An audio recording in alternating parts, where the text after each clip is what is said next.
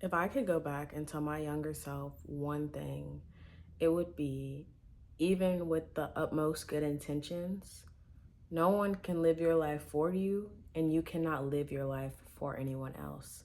So, just a little backstory, I'm the oldest of five.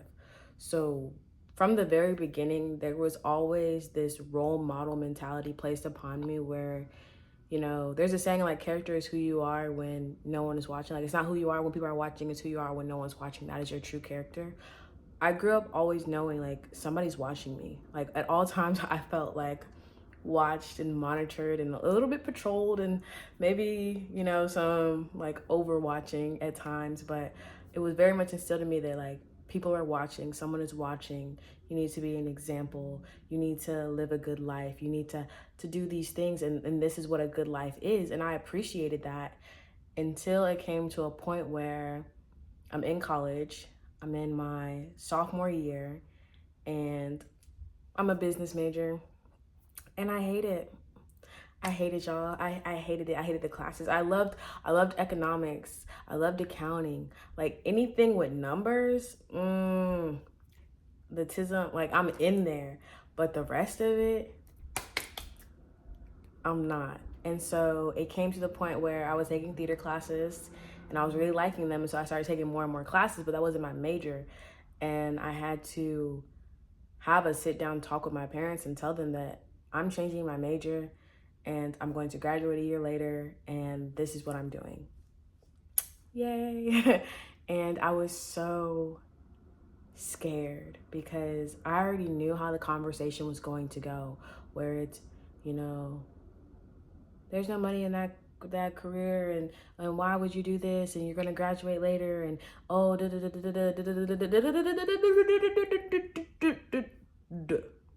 as you all know. Oh, this is Sino. He's joining us today. I don't know. I hit record and he hopped up here. So I was like, okay. And that's what it was, where they were disappointed and they felt like I was making a wrong decision, and they felt like, like, what am I going to do with my life? And honestly, I don't know. I just knew like this wasn't it. This isn't giving me anything. I'm not excited. I'm not alive. I don't feel passionate. This is not something that I want to pursue a career in. This is not something that is lighting me up. Like, theater is lighting me up. Sociology is lighting me up. Psychology is lighting me up. This is what's setting my soul on fire. This is where I want to write 5 to 10 page papers, and I want to learn about history, because theater is history, mind y'all.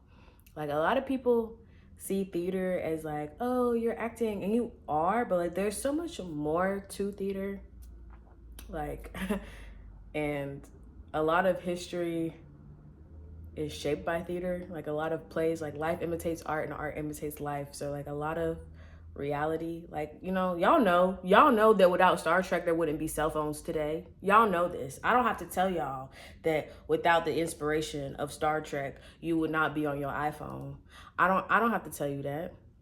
I don't. And don't call me when I'm recording for my friends, okay? Yeah.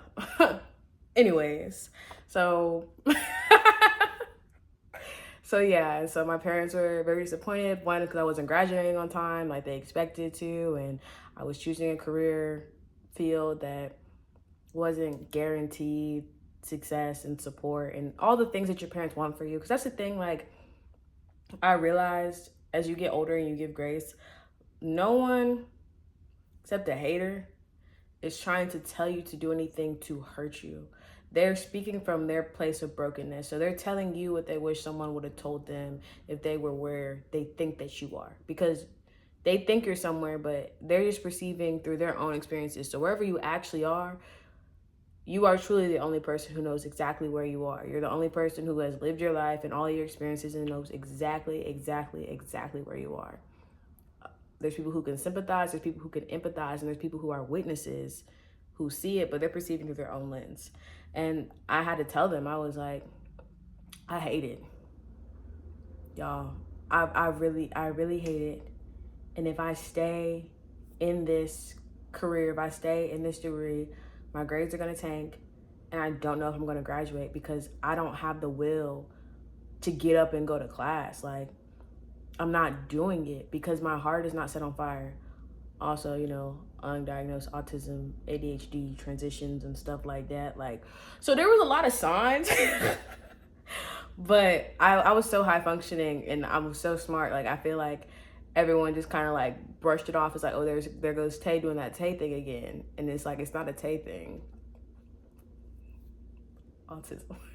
And it's Autism Awareness Month, and I love it. I'm so happy like that I understand what I am and how I'm different and like what I need to do, the stipulations and coping mechanisms and awarenesses I need to have so I can like live a normal, full, fulfilled life, like normal for me, because some of the stuff y'all be doing don't make no sense. Not y'all, but them, you know.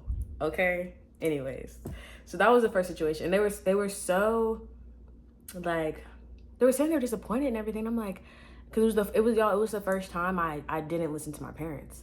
Like, that was the very first time like my parents told me like, oh, go to school for business, and if you can double major or if you want to, but don't, you'll be there longer, but go to school for business, do this, get your master's, and then your life is set up. And I did not listen. And that was the first time. And it wasn't like I didn't listen because of like teenage rebellion, like, oh, I'm just not gonna listen. It was like the plan that we had all agreed to is not a plan that my soul can accept. And so I don't think that's a plan that I can continue going on. Because maybe that's not the plan. That's your plan. That's what you were gonna do. That's what y'all was gonna do when y'all went to school in the 90s and did whatever, whoop-de-whoop-de-whoop. And you would have been up for your time period and your life experiences. That's not my reality. And that's not what's gonna set me on fire. And that's not setting me up. And fast forward, if anyone was wondering, I ain't never missed a meal, okay? Ain't never gone hungry, ain't never not had no lights, ain't, you know what I'm saying? Because people are they're just trying to protect you, and their intentions were pure. It was, I don't want my child to go without. I'm stepping into adulthood. Oh, you're gonna have this career, and if you have a career where your funds are variable, like if you get casted or not, or if you can, you're on set or not, or whatever, if you get picked up for this costume team or not, like whatever it could be. If your show gets canceled, so you don't get paid, like whatever it could be, they didn't want me to have to go through that variability, and I understand that, and I respect them for that. It was just, I realized autism, or just, divine intervention, indigo child, whatever, like, I was different from majority of my family, and I've always knew I was different, and I felt that I was different, but that was the first time like my different, I couldn't hide it anymore, and I could not continue even out of good faith to live a life that I did not agree with and identify with, because it was killing me. Like, it was killing me. Like, I would have physically still been here, but I'd have been a shell of myself. I would have been super, super, super masking at all times and all of that. And me, that first step of choosing like, oh, I'm going to change my major and do something that I'm going to go to school for something I'm actually interested in and might not make no money. That's, you know what I'm saying? If you swinging, I'm swinging, you know what I'm saying? And I swung and I graduated. Ooh, I need some water. Hold on. Don't go nowhere. Oh, I can pause. Oh, Apple. Okay. Y'all, they must have just did this update, because I did not have this pause button before, and I'm lit right now.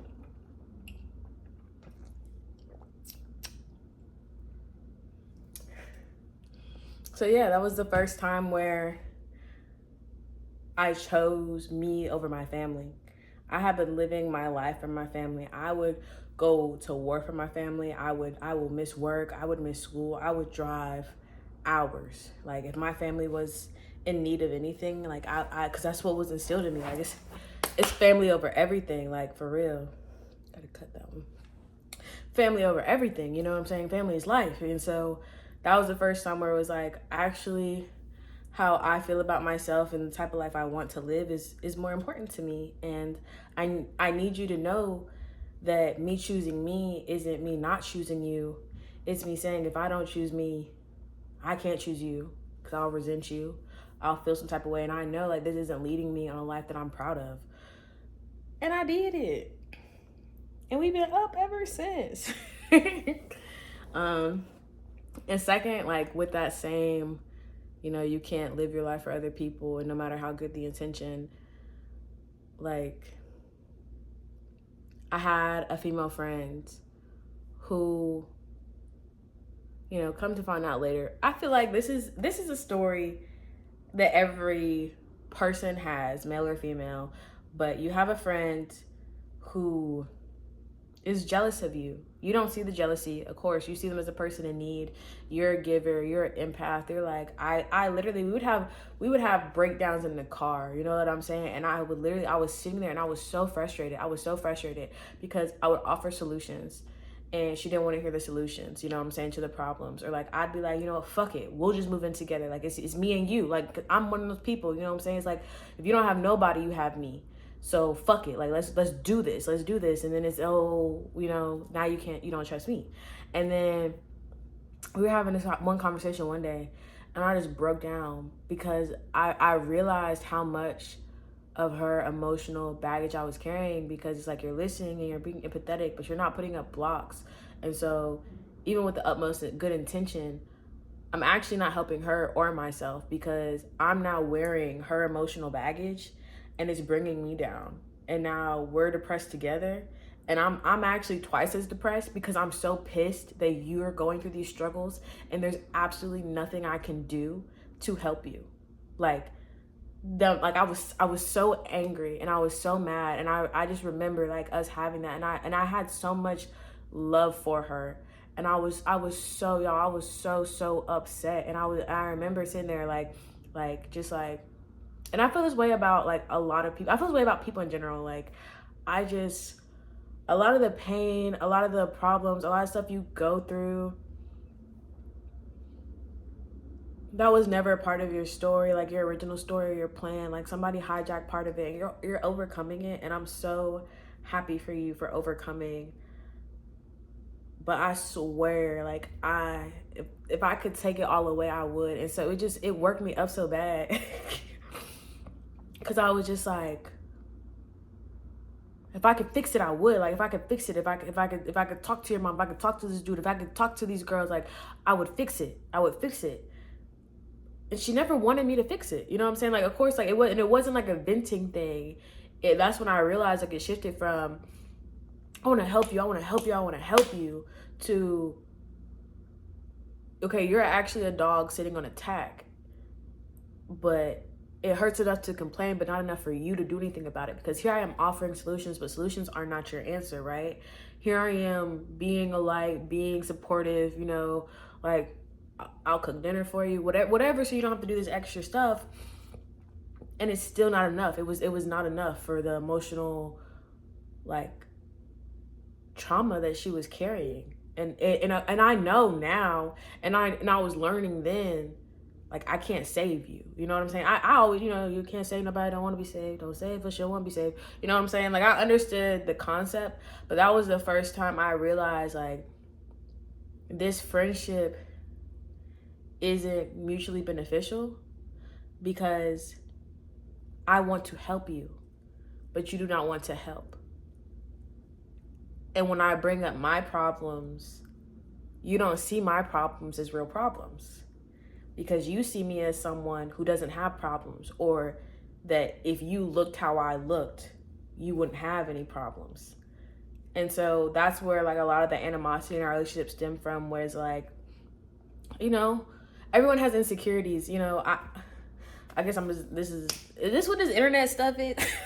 Sharing all my secrets. Like, I had and still have, and I'm working through, like, body dysmorphia, like, real bad, like, unable to see yourself. Like, I feel like, honestly, since, like, my last birthday, I feel like something clicked, and, like, I can finally, like, see myself. I'm like, I know what I look like I know me. Like, I see me without implanting other people's, what they said about me. Oh, your head's big, or oh, this or whatever. And so it was like, for the first time, I could see myself without hearing, like, other people's commentary about it, or even me commenting, like, me then saying to myself, like, oh, like, me internalizing all the negativity and then saying it to myself like it's a fact. And it's like, girl, no, you're bad.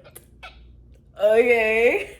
But, sometimes you can't see yourself. And it's like, just because you can see the potential in someone, they can't see it. You can't force them to. And that was the thing too, was like, just because I could see her potential and I knew, like, we can work through this. Like, we can do this, this, and this, and then we're done. Like, we up. Like, that's not what she wanted or needed at that time. And as time went on, like, there was more and more situations that led to our friendship dissolving. But I remember that moment, and that's a moment I always come back to, because my intentions were so pure entering that friendship. My intentions were so pure and everything with us. Like, I truly love this person, truly, like, we probably are soulmates. We're soulmates, you know what I'm saying, for a point of time. And yeah, because even with the utmost intention, good intention, you can't live for someone else. So you can't fix their problems. And like, some people want to wallow in it, and you can't stop living your life because of where they are out of good intention. Oh, my girl down, I'm gonna be down with her. No, I need to get up, because I need to show you what up is. And you need to look at me being up and be like, oh, we up. Because if you look at me being up and you see it as me up and you're not, we're not friends. Because my wins are your wins. I promise you, I will take the shirt off my body right now. My last food, I don't care if I got half a sandwich, I'm cutting it in half again. I will give it. Like, that's, I don't know what that is. And I know a lot of people don't have it, but I got that in me. Whatever dog that is. And so, yeah, I hope she's doing well. Like, I really do. Like, and that's the thing. Like, I've had a lot of situations where it was friendships that really brought it to light, where I realized, like, my intentions were pure entering a friendship, but they saw me as, oh, someone who can get me into parties for free, or, oh, we can send Tay over there to talk to these guys and then we can get drinks, or, oh, we only want to deal with Tay during certain times, but not all the time. And it's like, even with the utmost good intention on my behalf, like, I couldn't live for these other people. It's like, if you only want to live life with me, like, sometimes, and like, then when I'm really trying to have conversation, it's not there. These aren't real relationships. Like, we're just acquaintances, and we're in such proximity, and we're so close together that we've warped ourselves into thinking that we're friends, but we're just acquaintances. Because if you can't handle all of me and have a true relationship, that is fine, but like, don't say we're friends, you know what I'm saying? And I won't either. And that was the thing too, where my intentions were so pure. I'm like, oh, we're gonna be friends, so I didn't put you in the friend bucket. You done skipped like all the other buckets. I done put you in the friend bucket. And then you all up in the friend bucket, not acting real friendly. It's like, girl, why are you in the bucket? Why did you want to be in the bucket? Oh, because you thought the bucket came with something. And it does. There's a lot of benefits, but there's also, like, I'm human. I'm not perfect. There's a lot of other stuff that come with it. I have problems. Like, everyone, you know what I'm saying, has problems. And because you see me as this glowing, shining light, which I am, does not mean there is not darkness around me. Because how you see the light? Okay, thank you. Exactly. And so all I can tell you is, when you have those moments that make you second guess yourself and your humanity and your like empathy, like, take a step back and really ask yourself, like, okay, good intentions inside, am I living for this other person? Because that's what it is.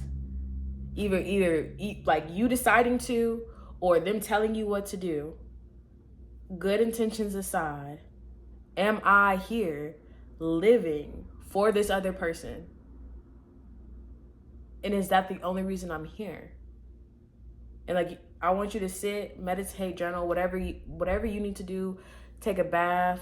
If you just gotta stare in the mirror, like, sometimes I do mirror gazing, and so I will just stare in the mirror and like talk to myself, like think, meditate, looking into the mirror, and work through a lot of stuff. Like, I feel like that's the best thing for me, especially with like the ADHD. Like, I feel like that's an easy way to body double without another person being there, is like mirrors. Like, so I have a lot of mirrors in my place. I love mirrors. I've always loved mirrors. And I think it's because, like, I'm not alone.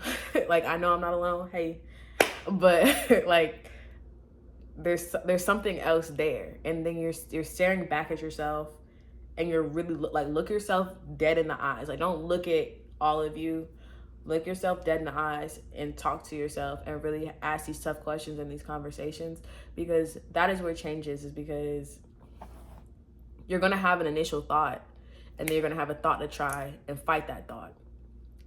And I need you to sit there and figure out, was the initial thought the conditioned version of myself, or was the thought that fought back the conditioned version of myself? Because you're going to have this internal battle where there is your soul, your spirit, your free higher self, whatever you want to call it.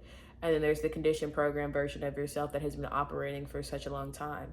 And sometimes when you ask questions, the conditioned self will respond first. That'll be like, it'll try and like hop in there, so that way your higher self seems like the liar. And then sometimes it'll let the higher self speak, just to come behind you and be like, nah, that's not it. So again, to make you think that the higher self is the liar. And so you have to sit there 5 minutes, 10 minutes, 20 minutes, repeat the same question if you have to, until you learn how to distinguish the two voices. I don't want to say voices because I don't want y'all to think, well, that I'm hearing voice. It's not funny, but this is so fun for me because I've been putting this off, and this is just like, I have so much tea, y'all. I have so much tea. I have so much experiences to share. Like, let me know.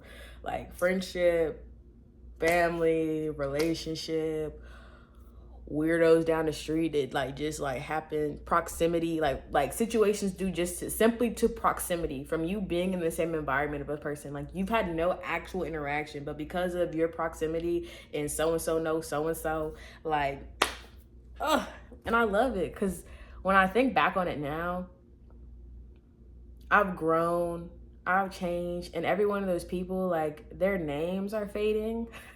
Like, I can't tell you names, but I can tell you situations. And I think about my grandma, and she would say that all the time. She was like, you'll remember the experience. Like, it's not the people, it's the experience. And that's the thing too. If you're living for other people, you're doing it because you want connection. You're doing it because you want friendship. You want a relationship. You're human. You are designed to be social. And your primitive brain, your reptilian brain, your survival mode, whatever you call it, like the pre-existing portion of your brain is based on society. And back when people got banished, that was it. You know what I'm saying? Like, you died. Your brain died. And you were done for. You just shut off. And as someone who was banished once, and we could talk about that. We could talk about that for another video. Let me know. Like, girl, share that, because that was another thing that really, yeah, it really does like have you question. But then your higher self, like, I was sitting there banished, and they was talking, and I just started praying for him. Like, I was like, oh, I'm gonna pray for you. Instead of like feeling sorry for myself, instead of wallowing in it, because that's me living for you. You trying to do all this to get a reaction out of me. If I give you that reaction, that is me living for you. You don't get that from me, because this is my life. This is my world. This is my story. I'm the director. This is my movie. This is my character that I've designed and that I've created, and that she already done did all that, living for other people, being characters, side quests, whatever. You in my movie. You better act like it. Okay? Okay. Right. So that's what I would tell you. I honestly, like, don't try to fight your response, because your response is your response. And if you try and fight it, double down on it, your subconscious is going to be like, no, she's scared, we still doing this. Don't try and fight it. Like, oh, this is where I am, and this is what I'm being. So don't fight what you are, how you feel, okay? Like, oh, am I living for other people? Yeah. I've been living for other people for 25 years, and I'm scared to make a decision for myself because I feel like I'm gonna make a bad decision, and some parent like figure is gonna come and tell me that I'm in trouble. Or yeah, I'm living for other people, and the moment somebody looks at me sideways, I have to give her a reaction and go off so that way she knows that I'm somebody who is not to be played with. That's not what you're doing. You're saying you actually like to be played with. Because if I can get you there so quick, you so hot-tempered, you a wind-up toy. And life is playing you because it's looking for your reaction. It's looking for you to react. At all times, that was the thing that, because I already knew how my parents were going to react. They weren't responding, they were reacting. I said something that did not agree with the plan they had in place for me. Boop, boop. They're reacting. And that's the thing. If you can predict a conversation, that's because you have fallen into an old pattern and you are becoming comfortable in that uncomfortableness of that old pattern, and you know that they're responding. So they're in the old pattern as well because they're not even taking the time. I'm sorry, they're reacting because they're not even taking the time to actually respond, to take that second and truly think about what they're saying before they're saying it. They just willy-nilly, oh, I don't like your tone. I ain't even say nothing for real. You're not even mad at me. You mad at yourself. But now you living for me because now you giving me all of this. And I didn't ask for it. Or if I did ask for it and you giving me all of this, I win. Because I got the reaction. And so, like, you gonna really let them win? Like, for real? You gonna really let them win? Nah. These niggas praying on my downfall. You gonna let their prayers be answered? That's really crazy. And you sitting here thinking that they really looking out for you? That was the thing too, where it's like, I don't think my parents were doing it to hurt me in any way. I don't think they were trying to hurt me. But in the same degree, they wanted to keep me close because that's what was good for them. Me choosing to do something different sends my life on a whole different trajectory, a whole different path. That's not what they wanted. And so then they reacted because, oh my God, how dare you do something that we don't want you to do? That's dumb. You're going to be hungry, girl. What you going to do? Now you taking a year. Now you got more debt. And they say anything to try and get you to fall back into line because that's where they want you to play in their story. You got to start playing in your own story. And so when I started, good intentions aside, like, am I living for other people? And I realized that, I started moving differently. I really had to look like, okay, I have to live for me now, right? So what do I really like? Like, I like this, so I'm gonna do this. I like acting, so I'm going to act. I like theater. I like all of it. I like costume design. I like building sets. I like learning about the history, dramaturgy. I love all of it. The different fabrics, how to tell real silk from fake silk, the burning points of different fabrics, like all of it. All of it. My little brain was lit up, just happy to be there, honestly, truly. And there was challenging moments like theater history when it's not fun and the scripts are old and you're trying to understand everything, and now you got to write a 10-page paper on something that you actually don't care about. But when you really sit back and think about it, you do care about it. It's stuff you talk about all the time. Everything that we talk about, all these conversations, everything has been spoken about in some capacity before by Aristotle's, like Shakespeare, like all of them. And I just love it because then I now the scripts that I found like boring or like I wasn't interested in, I'm like going out and seeking them and reading them because my level of understanding has shifted. Like my level of understanding, esoteric knowledge has shifted. And so now all these books are like setting me on fire. And I'm like, yo, this is the best thing ever. Like this is the best thing ever. Like I'm reading the book of Enoch right now. And I freaking love it because it's like, I see why they left this book out, because if they had put Enoch's book in the Bible, stuff would have been way different, like how people operated. So I get why the church was like, Enoch, both the Marys and Ruth, yeah, like not too much on them. Like we can, but not too much on them. Like we gon' okay, God bless, but you don't need to know about that. And it's just crazy to think about, like Moses read Enoch's book, so like he knew about that. But we don't know about what Moses know about Enoch's book. We don't know who know about Enoch's book. They trying to put all the timeline together. I'm in deep, y'all. I love it. I freaking love it. And so, yeah, that's it. That is step one. You have to stop living for other people. You have to stop thinking that you're going to make a bad decision. Like, oh, should I stay friends with this person or not? Is this friendship serving you? Like, actually serving you? And it's not about if this person does everything you want them to do. It's like good, bad, or indifferent. Are you really serving me? And am I serving you? Because don't be out here holding on to people just because you like to hold on to people. It's going to come back and bite you too, boo-boo. And they be trying to say, oh, like, it's only if you believe in it. There's ebbs and flows in life. Like, even the most people, like, Beyonce has problems too. She just don't talk to y'all about it because y'all don't see her as someone who can have problems. You know what I'm saying? You over here comparing her to T Swizzle. You over here talking about how so-and-so, this and this, they done knew her. Beyonce tired of y'all. And I'm tired of y'all too. Pretty people have pretty ugly problems.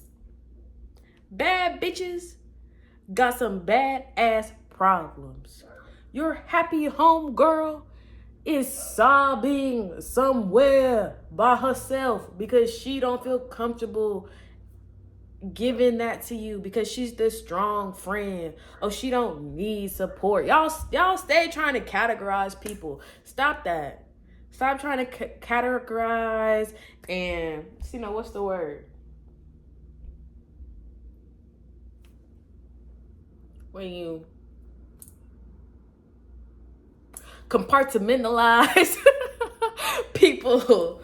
Like, I'm human. And I know I said it in the first video, and I think that might be like the tag. Like this is the art of elevation, but like we are all human. We are not perfect. I am not telling you that you like are going to hell or you're a bad person for doing some stuff. What I'm telling you is if you have that level of awareness and you want to change your life, do that. And watch how the world changes how it interacts with you. Because I promise you, as soon as I started putting my foot down, had my foot on their neck, everybody started acting right. Because now you want to run and tell how Tay so crazy. Is Tay crazy? Yes. But was Tay crazy for how she reacted? Nope. Responded? Because I never reacted. And the response was no response. Yeah. So y'all,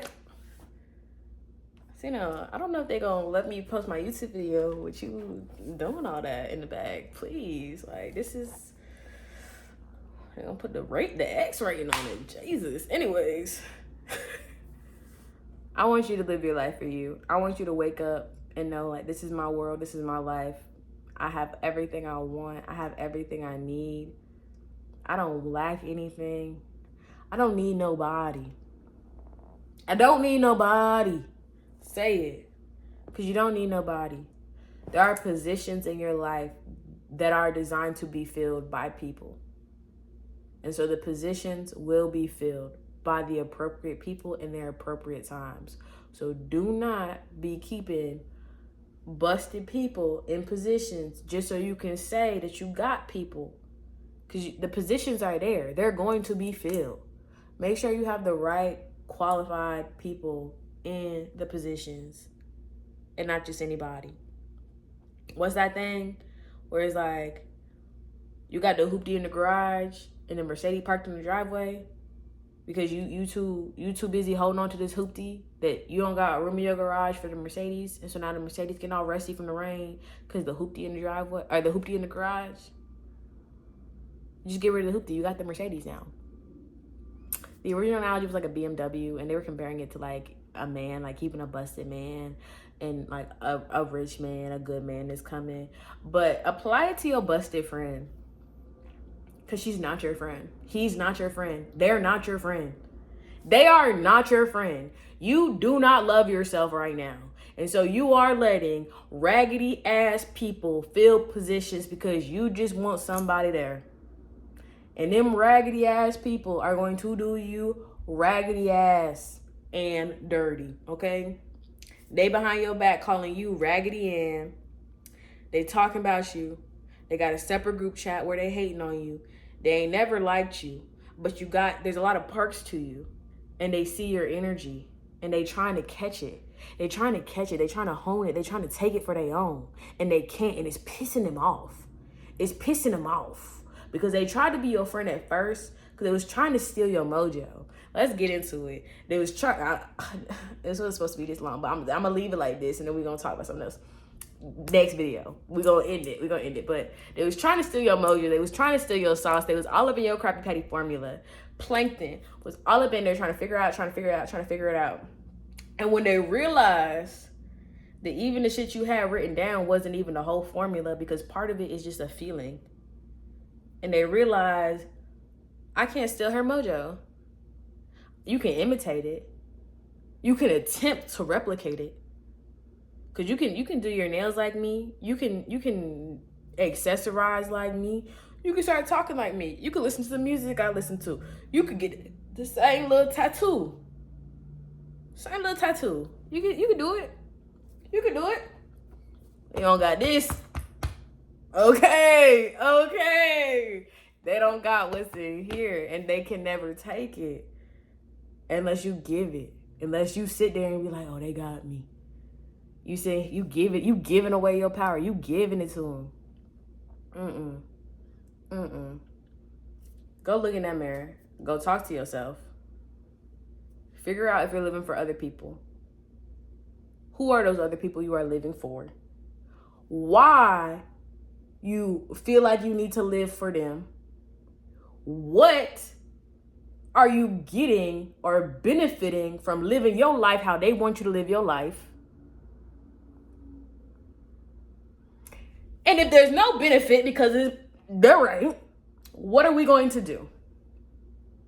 And if you in like some type of situation where like y'all are financially dependent, like say like it's you done moved in with her and now you realize like, oh, this bitch weird, she hate me, like, and you gotta move, you trying to figure out how to move out, so you need to plan ahead a couple months. That's cool. You don't gotta shake up shit same day. That's a word in itself. Cause I feel like, yes, live today like there's no tomorrow, but do not put yourself in an unsafe situation trying to move towards progress. Like if this person, like, cause okay, I know I said I was going, okay, like, cause it's not mine, but like your homegirl, like you scared to talk to your homegirl. Yeah, I'm out, y'all hoes. Yeah, I'm out. Cause you scared, I'm not. You scared to talk to your homegirl because your homegirl be having anger issues, and you scared to really talk to her and tell her about herself because she stay trying to fight you sometimes when she get drunk and when you get drunk, and that bitch, she get real drunk and she get real mean, and you pop off in the mouth and she start popping off in the mouth, and now y'all fighting, so you scared to tell that hoe about herself. That is not your friend. I've never had that experience, but I've seen it. And there's somebody living it, and that hoe is not your friend. I don't care how much y'all share clothes. I don't care how much money she done gave you. I don't care how many trips y'all done went on. I don't care how many niggas y'all done alley-ooped wingman to each other. That is not your fucking friend. And likewise for you niggas who be playing with them guns and stuff. Yeah. Or you tell your homie how you like somebody, how you like them, and now all of a sudden she like him too, and she don't want you to go after him, or he don't want you to go after her because now they like them too. bitch, I'm not living my life for you. I'm not, like, I told y'all this was not gonna be we getting real to it. I'm not gonna pretend. I'm not living my life for you. I'm not about to water down myself and how I talk and how I connect. So you can be like, oh, you're not really this and that. Okay, to you. All right, exactly. I'm exactly where I'm supposed to be. And the positions in my life will be filled by the appropriate people at the appropriate time. And they will fulfill their positions exceedingly and abundantly so. I do not need these hoopdies in the place of my AMGs, okay? Okay. We don't need no hoopdie. We need the AMG. Get these raggedy bitches up off of me. I need you to really feel that. I need you to really walk in it. Stop it. You selling yourself a Raggedy Ann, bitch. And you Cinderella, you Princess Tiana, you Mulan. You Mulan, okay? Stop selling yourself a Raggedy Ann. Stop it. And stop letting them call you Raggedy Ann and treating you like Raggedy Ann because you want to keep these people around so bad. Stop it. Like, for real. Are you going to be lonely because now you're so used to all these people in your face and now you feel like, oh, and that little baby brain of yours, the little reptilian part, is like, let me tell you, you're going to go through withdrawal like you was, it's a drug. People pleasing, next video. People pleasing, the most addictive drug, okay? People more addictive than love, more addicted to anything. What? Yes. Thank you for your time. If you made it this far, thank you. I appreciate you. This has been another episode of PE 305, The Art of Elevation. I am your host, certified, licensed life coach and spiritual guide, Kalima Taylor. Yeah, and I am here to help you because we homies get to where we going because they've been trying to play us. And that's why I went, y'all. That's why I read all these books, and I'm thinking about going back to school again. I'll be ready to get another certification. I'll be ready. I'll be like, maybe I'll finally go get a little master's, like, because I've been dabbling in all these certifications. I'm like, maybe I just go back for the master's. I don't know. I like the thrill of the knowledge. You know what I'm saying? Okay. So yeah, you got this. You gonna turn this off. You gonna get in that mirror. You're going to really talk to yourself, and don't be trying to appease yourself, because now you people pleasing your wounded self.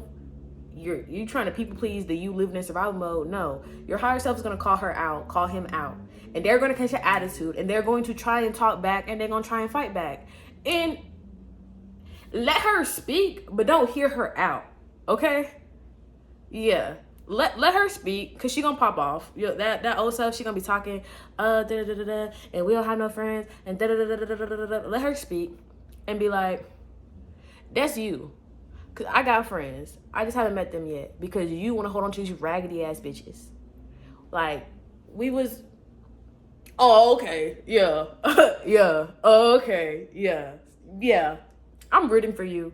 I'm so excited for the first person that's gonna comment, girl, left them raggedy bitches, and now I'm on a boat. Girl, why them niggas was playing with me. My ops is gone. No violence though, please. I can't. Do you?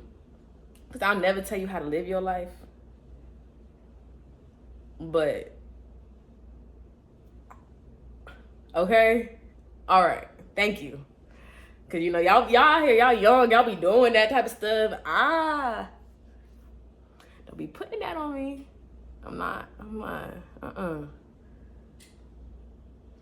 My ops is down bad. His food stamp card declined at my homie work job. Like, you know what I'm saying? Like, you know what I'm saying? That I'll get behind. You know what I'm saying? We should pray for him though. You know what I'm saying? Because everyone deserves happiness. Pray for him. I pray my ops is doing good, just never better than me. Amen. Amen.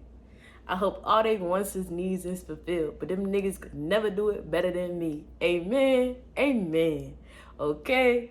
May they be warm at night. May they bellies be full. I do not wish no ill on them. I just know you got better for me. Amen. Amen. Okay. Okay.